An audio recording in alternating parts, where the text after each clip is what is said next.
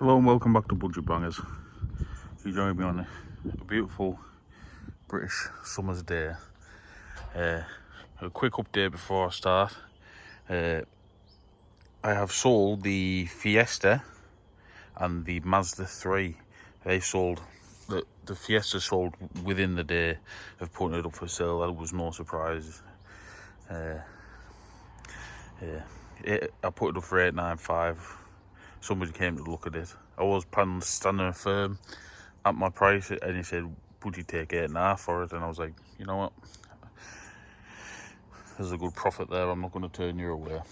So I sold that to him, and I sold the Mazda 3. I ended up putting that up for $14.95, and I ended up selling that for £1,400, which was another good earner. But there is one still standing, a car that nobody seems to want, which absolutely baffles me. I've currently got that up for $995 now. Yeah, I'm not gonna lie to you, I'm not overly bothered about it going. Basically what I do with my car is, my Kia is, I take it, when I've got a car in MOT, I take it there rather than walking, and then I just leave it parked up outside there. So with having that around, I've got something else to run around in. I can't justify running two cars, but to be fair, it's definitely worth $995. I don't know, people just don't seem to like the fact that it's a 1.4 rather than a 1.2. The people who have messaged me about it have said, oh, don't want the insurance is going to be too high. For some reason, people seem to have the mentality that because it's a 1.4, it might as well be a 3 litre. I don't know why. But yeah, sold the Mazda. Took a little part exchanging, which I thought I'd show you around. And this car is probably going to have a similar sort of scenario with that. It's a 1.4 petrol. I did think it was going to be the 1.2. There is going to be a bit of deja vu about it because it's almost identical to one I've just sold. But that was why I was quite keen to have it. He told me when we were doing the deal, he said, I don't want to sell it to you, mate, it's scrap. And I said, right, cars at the minute scrap, right down, you'll probably get £130 if you take it to a scrap car and weigh it in, if you're lucky. So I said, I can give you that, and if it is scrap, I'll make a little bit of money off it, because I use an online scheme that have offered me £170. So yeah, it'll be a quick profit if it's no good, but I do think he's undersold this car a little bit. But anyway, this is it. It's another little Clio. Now obviously I have just done one of these, but a 3-door and a 1.2. Quite basically with this car is, it's got an exhaust blower. He's the person who bought the Mazda had it looked at and said apparently the manifold, it's something to do with the manifold. He wasn't a mechanic, he was told that the bolts, there was something about the bolts in the manifold, they might snap, and if they snap, then it'd be more than what the car's worth to fix, which probably is right. But I thought to myself, if it's scrap, I'll earn myself a quick 50 quid or so. But yeah, I do honestly think it has been undersold. Not a bad car. But yeah, I've just sold one almost identical to this, but a 3-door. I sold that one for £900. So going off that logic, this has less miles. It is the 1.4, which will, I think, might hurt it a little bit. if you're looking, if it's somebody who's wanting the first car or something like that, they might not be as interested, a bit like the Peugeot. But in my head, I'm thinking, you know, the difference between a 1.4 and a 1.2 are all different. But as I said, some people seem to think that it might as well be a 3 litre. Bodywork wise, it isn't a bad old thing.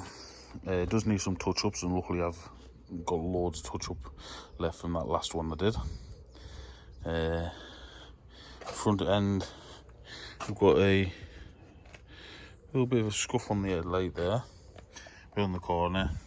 It's all nice. We do have a little bit of a scuff here into the headlight as well, which should polish out, but a bit of touch-up will do that the world of good. It has got some wheel trims. It has got one of these missing, but these are identical to the ones that I took off the old one. So I've still got them, so rather than buying a full set of wheel trims, I save and sell a tenner. There we go. So the mirror's alright, which is a good one, because on the other one it was taped up. Down this side, nothing untoward until you get to the back. We've got some little marks in it there, and then we've got a scrape, which most of it will polish out, to be honest with you. A lot of that looks like paint transfer, so that might polish out. But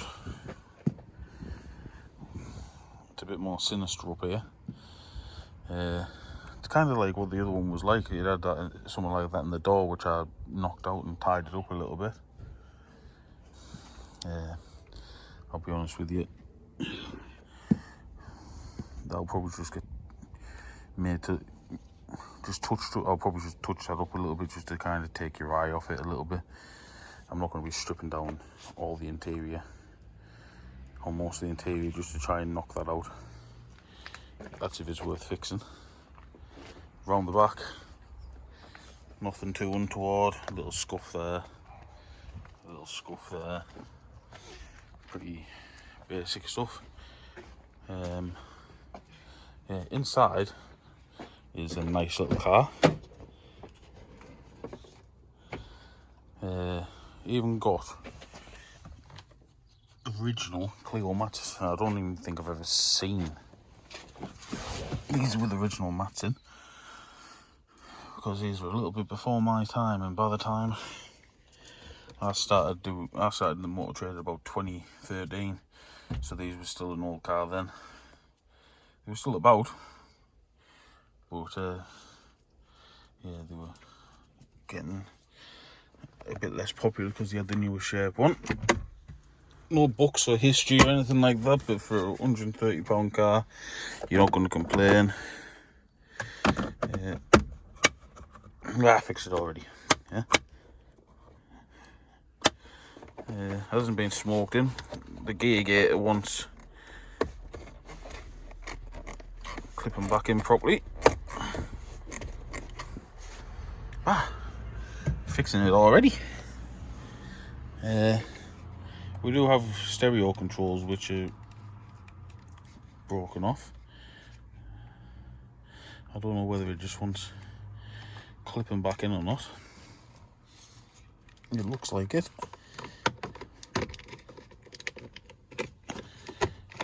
Nope. Well, I know me look could run out at some point. But yeah, it is what it is. A nice clean car. Mats on mats as well on the driver's side. It does look like it's been smoked, and there's a bit of fag ash, but there's not much.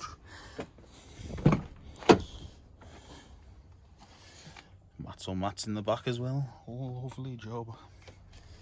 Yeah, but before I give them part exchange for this,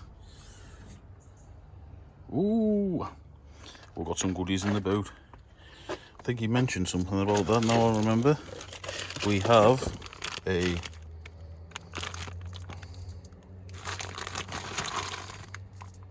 hub. Anyway, and what the reasoning is behind that. We have some brake pads. So yeah.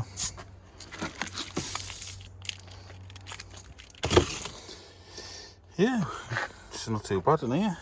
We've even got a full-size spare, which is flat as a pancake. Oh, we got wheels galore. Wheels galore. Know what that means? Spare tyres. So if it needs a tyre, we're laughing. But yeah, we'll have a look under the bonnet and then we'll give it a start up. I'm glad it's a nice day. No wind whatsoever, which means you'll have no problems in hearing me. But I dare say it is England, and that will change quite drastically at some point. Under here is pretty basic. Car does have aircon as well. I'll be surprised if that works. A little bit of corrosion on the terminal, but that just wants cleaning off. Yeah, nothing really too exciting about it. The bottle does look a bit manky. Yeah, it is a bit gunky in there, but nothing excessive.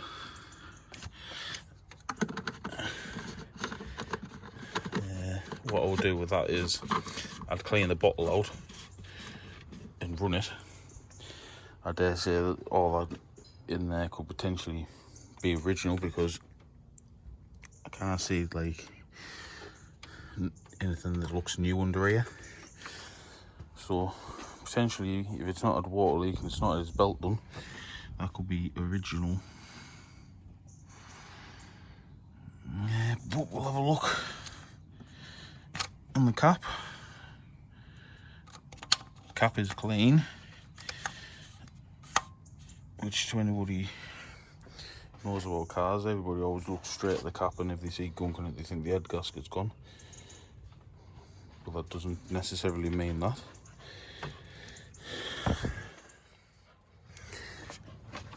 Now, what the? There's the dipstick. What sort of an idea is that?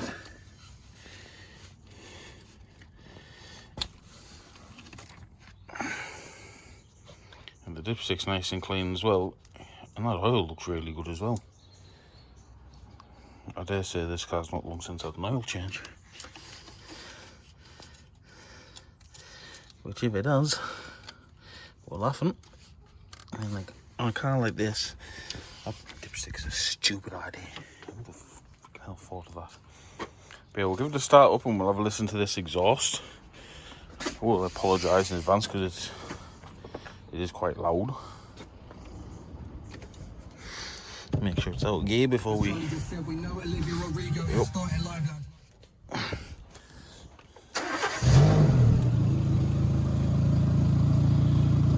Yeah.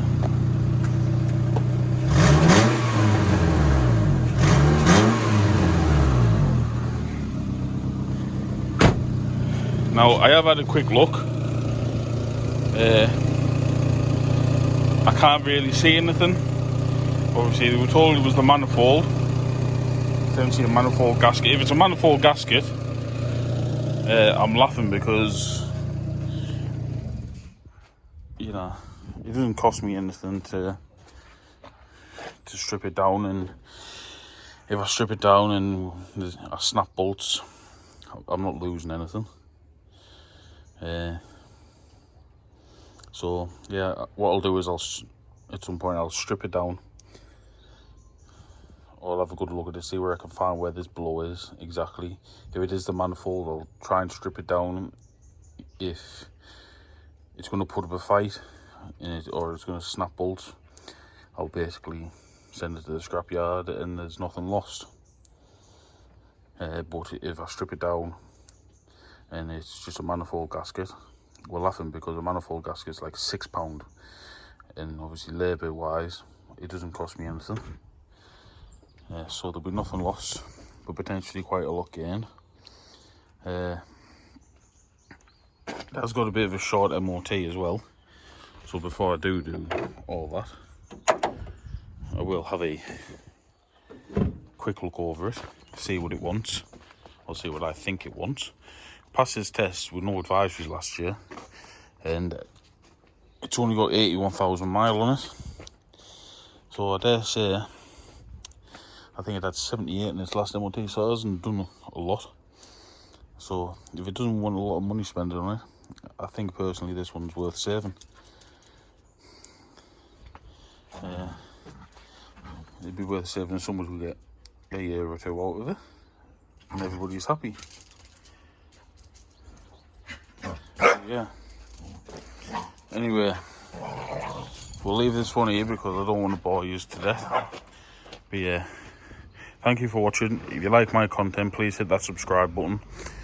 Please, if you like the video, give it a thumbs up and leave a comment. It all helps towards pushing this channel on. And yeah, all the links in the description will be in the description down below for my business page and my TikTok channel. If you want to keep up to date with stuff, or if you see something you're interested in, my business page is the best place to keep track, and also to communicate with me if you'd like about cars that I'm selling. So yeah, thank you for watching, and I'll see you on the next one.